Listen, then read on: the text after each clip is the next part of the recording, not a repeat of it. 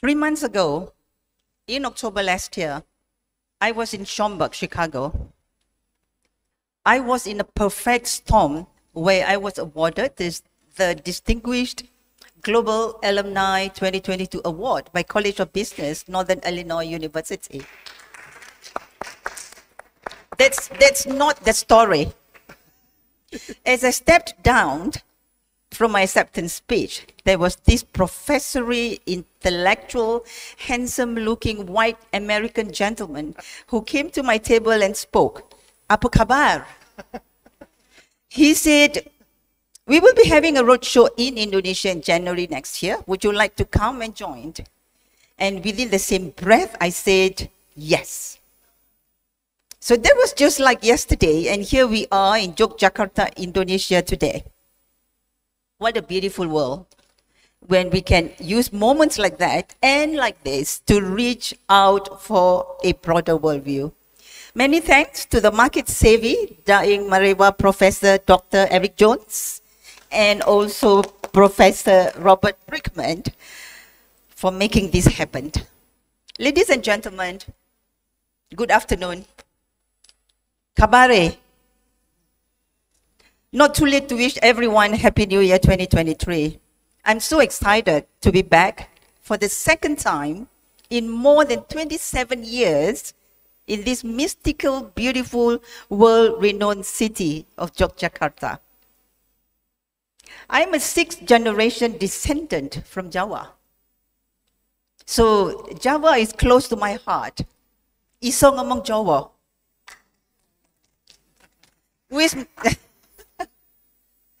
Wis mangan ojo turu. I know this is graveyard period, and I would appreciate if you all stay focused.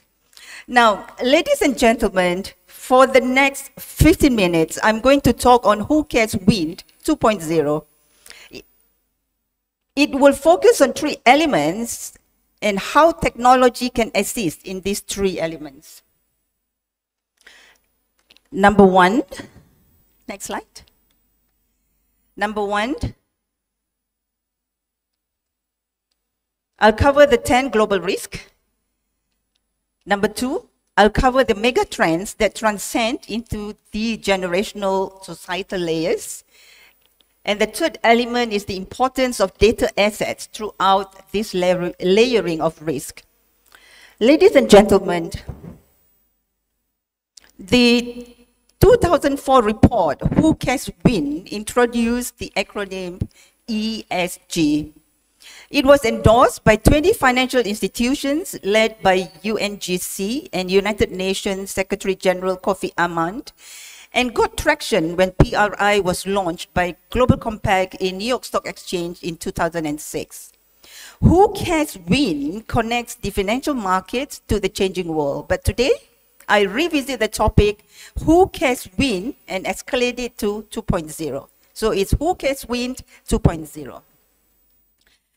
We will arguably attempt to connect not just financial markets, which has commendably ballooned to 18,000 participants in 80 countries, but connect the global businesses and their global supply chain to ESG by using technology as a tool.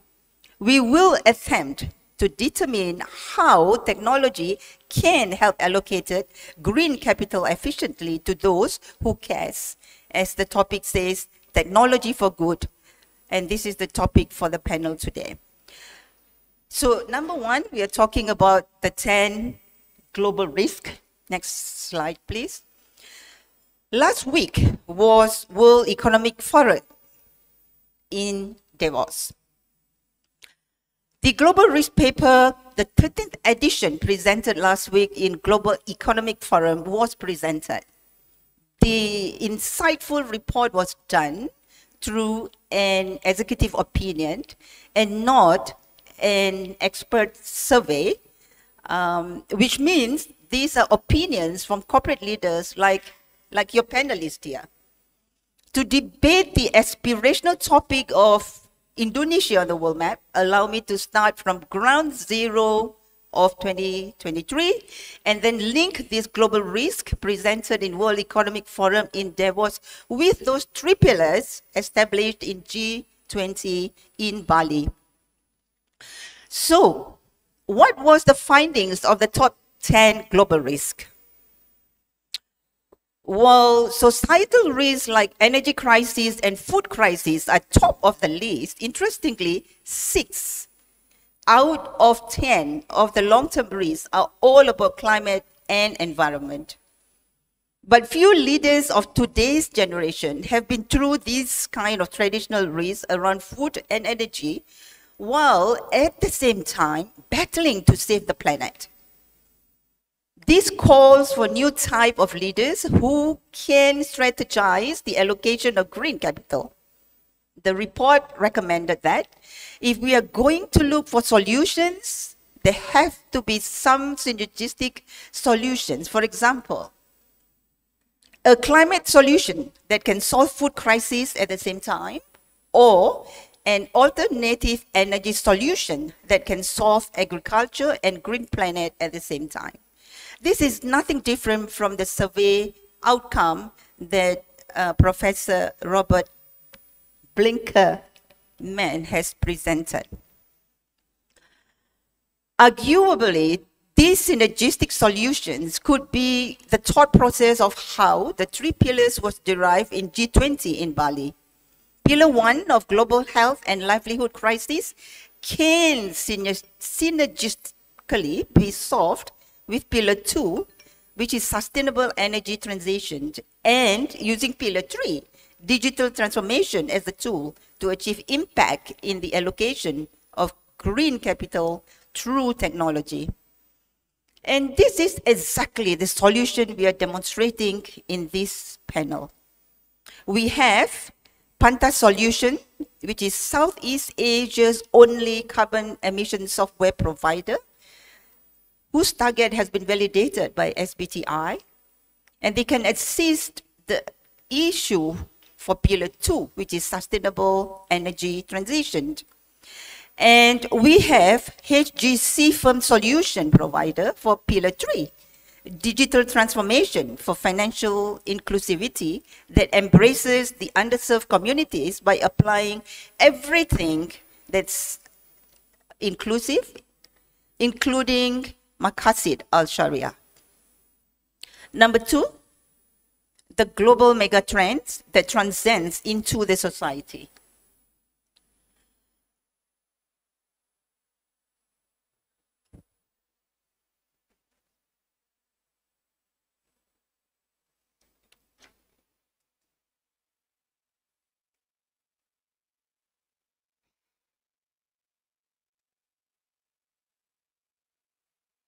Can I click? I'll do the clicking. Oh. The global megatrends. Now here I will quickly cover 2 observations and 1 real example. Observation number 1. We are now in a generation of social revolution, the S in the ESG. We need to panas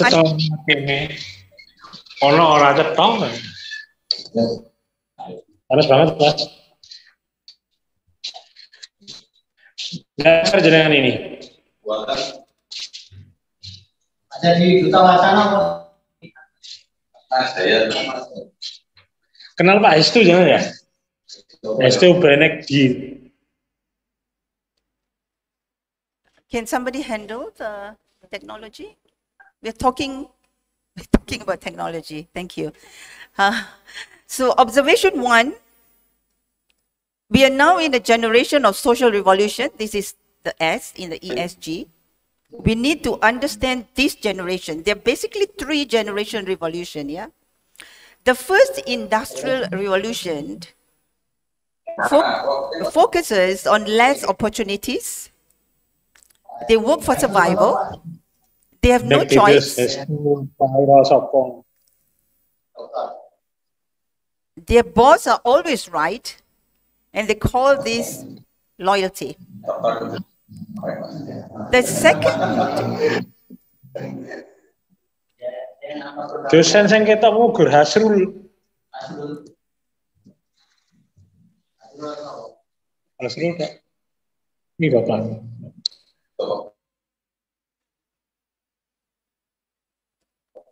Oh, sing Dewi ki Widya to. Sing angkutan lama. Selamat cucune kok. Wah, Lando, pakai kok ya wis. Yang dipoto enggak. Enggak.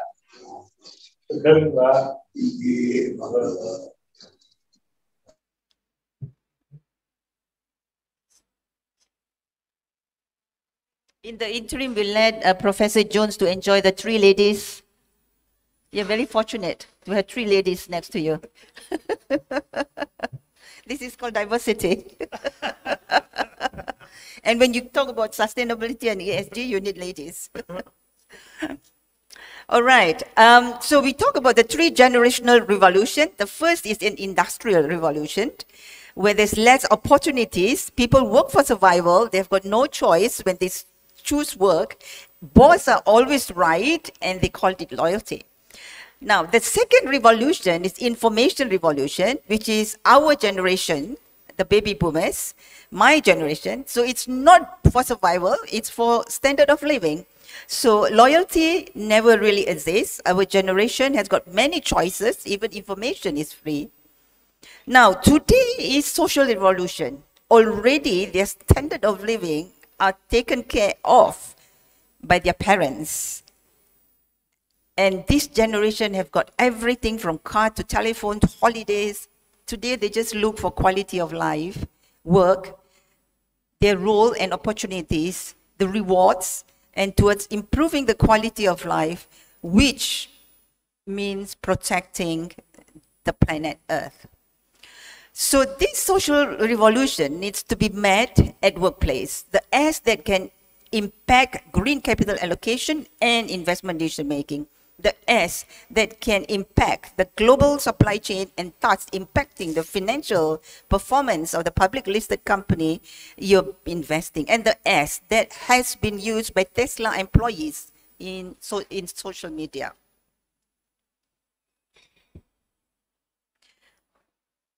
My next is an observation on how this social revolution can be mapped with the S or the social side of the global mega trends. The ESG is now the new playing ground of activists, social activists, human rights activists, has dented global supply chain. Now, what is the social cost they are fighting for? It's the forced labor and modern slavery under human rights and labor rights of the ILO and United Nations guiding principles.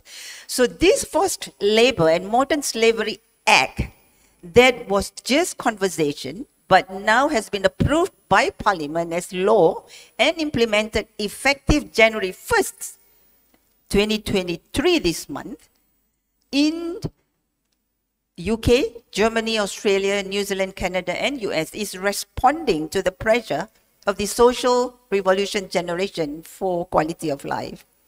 Some of you might have read the story of Top Glove Corporation, which is my third point, which is an observation. So thirdly, I share this experience, this pain. As chair of board risk committee of the largest manufacturer of glove in the world, and besides glove, this experience is also shared with plantation and electronic companies in Malaysia, which are our national brand and pride. This is not the slide. Can you just go back, please? Back. Yes, thank you. I'm talking about the pain that I went through as board chair of board risk committee of Top Glove. So let me just continue. So export of glove was banned. So export ban was imposed on the shipment of gloves from Top Glove Corporation to US in March 2020 by CBP, Control Border Protection of US, which is timed at the beginning of COVID lockdown. Then in July 2020, 4 months later, despite the company's independent consultant showing green on the 11 ILO indicators, we were shocked to be slammed with WRO, with this withhold rights order by CBP of US on alleged forced labor. Basically, we were guilty before proven innocent. We have done many good things in the ESG, but the world lives in a black box of lack of trust and lack of transparency. So despite validation by global social auditors, most of our shipments at US ports were seized. We lost most, if not all, of our US customers. In 2019, the US market sales was 1 billion pieces of gloves, and US was 23% of our market share. It actually went down to 8%. We learned that allegations are human bias and has wasted resources in Top Glove, which impacted the allocation of green capital. Interestingly and sadly, this experience of story is demonstrating that ESG today operates in a black box that lacks trust, transparency, accessibility, and traceability. First step is data. Without data, we don't know where we are. We will be shooting in the dark. We will drain resources unnecessarily. We have unclear strategies and tactics. And this we must avoid in our solutions for G20 pillars. The third element I want to talk about is the importance of ESG data assets in mitigating risks. Thank you. My wish when I was going through the pain in Top Glove at that time was technology for good. If only US and the global players can access a publicly scalable, AI-powered driven, transparent, real-time, traceable, non-human biased ESG data on companies like Top Glove through something like ESG book or Facebook, just like your Facebook, where the world can read, then billions of revenue could have been saved. Data is the new oil. Let the world read our ESG. This will open up the black box. Once there's transparency, accessibility of data with consistent, trusted consistency of facts, companies the like of Top Glove can firewall from being alleged by ESG activists. Now, this is where Arabesque, as a sustainable fintech, takes its role in solving this dilemma. In order to build trust and alignment among businesses, companies, investors, and regulations, and to allow to measure progress on sustainable development, Arabesque has created a platform called ESG Book to shape the future of ESG data. The new coordinated approach to Arabesque ESG data is based on 3 disruptors in the technology era. 1, it's based on ESG. 2, on artificial intelligence. And 3, on data asset. Thus, Arabesque is an independent sustainability data provider that values accurate ESG data for use by decision makers for its green capital allocation. In conclusion, well, I would say we are encouraged that leaders are focused on the global risk, which I mentioned earlier, issues in G20, and leaders are very aware of the need for making some of these decisions today. We are hopeful that leaders and government are very aware of the need for developing much better foresight for those future shocks. By reallocation of green capital, none of this is going to get sold in silos. It's not going to work if people take their own individual household decisions or if nations turn inwards. It is only going to work if we are going back to some form of collaboration collaborations that look at a win-win situation. This way, I believe, where technology takes center stage, collaboration will have winners who will deliver, who cares, win for 2.0. Thank you.